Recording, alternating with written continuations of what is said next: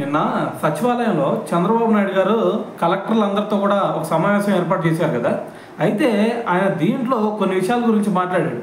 మెయిన్గా చెప్పాలి అంటే మరి మన ఆంధ్రప్రదేశ్కి వస్తున్నటువంటి ఏవైతే సంస్థలు ఉంటాయో వాటి గురించి అయితే మెయిన్గా డిస్కస్ చేశారనమాట.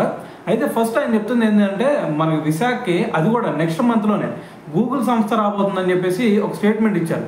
సో అది పక్కన పెట్టేస్తే ఇంకో విషయం చెప్తుంది ఏంటంటే ఎప్పుడైతే మరి కూటమి ప్రభుత్వం అధికారంలోకి వచ్చిందో అప్పటి నుంచి ఇటువైపు రాయలసీమ అదేవిధంగా ఉత్తరాంధ్ర ఈ రెండు కూడా అభివృద్ధిలో మరి దూసుకుపోతా ఉన్నాయి. ఒక రకంగా చెప్పాలంటే ఒకదానికొకటే పోటీ పడతా ఉన్నాయి అని చెప్పేసి ఒక స్టేట్మెంట్ ఇచ్చారు.